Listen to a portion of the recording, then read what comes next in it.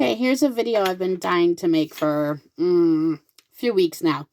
It was one of the times that I went over to Seacoast Crafters to look at my space. I walked over and I saw this there, but it wasn't like this. And this is how I left it, similarly like that. It's one of the trinket boxes that I make. Like that. Anyway, well, I found it like that. Oops, let me put it on the camera. This was next to the box. My first thought as I'm approaching and I see this just sitting on one of the shelves, I was like, the heck is that? What is that thing? Like, I don't remember making anything that looked like that. I picked it up and I flipped it over and I'm like, are you kidding me?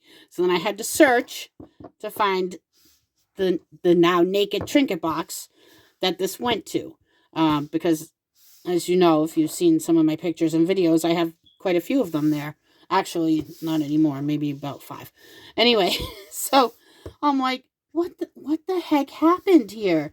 And all I could come up with was like, this had to be maliciously done, which is why I got mad. Because, like, who does that? Who goes into a store, especially a small business store like Seacoast Crafters? It's not even a big chain store where they can absorb the cost of this stuff. But a small business store, and just ruins somebody's stuff. I mean, granted, yeah, I could put this back together easily or whatever. However, now I had to bring it home. I'm missing out on sales for however long it's going to take me to do this. Missed out on a sale for the person like who might have come along and wanted a pink one, but it was broken.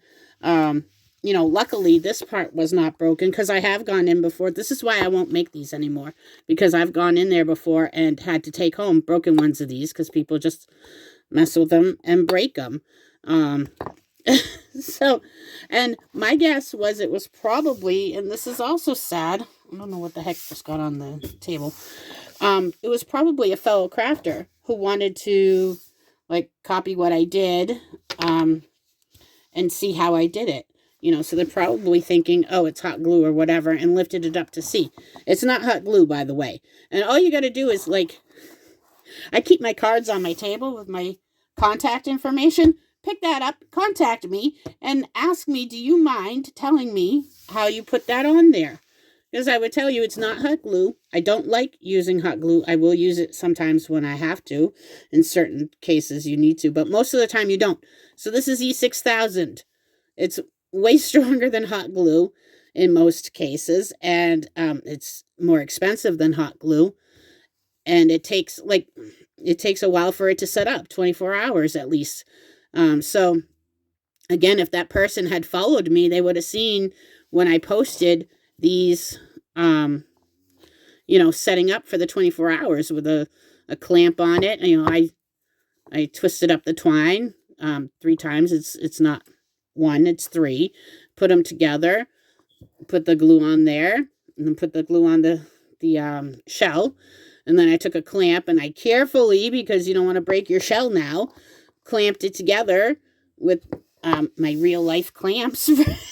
My real life clamps from Home Depot, not some just little cheapo crafty clamps or whatever. And let it sit for 24 hours. Before it was done and all that stuff. So, is it difficult to do? No. Can anybody else do it? Of course they could. Will they do it? I don't know. I don't really care. What I care about is that I had done it and somebody decided to wreck it while trying to see how I did it. That's not cool. You don't go into a store and just keep pulling and pulling, because E6000 is not really that easy to pull off of things. And so you don't just keep pulling on something until you actually break it and then leave it like that. The least you could have done is brought it up to the front counter and said, I'm really sorry, I broke this, can I leave it with you? But nope, you left it on my table to look like junk. That was really not cool. I don't know if the person who did it follows me or not, but I just want you to know, if you do, I was not pleased with you, and I hope you at least purchased something else, because I know you didn't purchase this. Again, do I expect you to purchase something you broke? Yes and no. I mean, it would be nice if you did pay me for it. But yeah, I can fix it too. But still, now it's at my house, not selling. So, thank you. Oh.